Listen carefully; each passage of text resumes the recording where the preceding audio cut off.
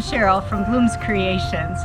This here is our yard art, and what I would like to show you today is if you buy the package, the stake package that comes with the yard art, how to install it.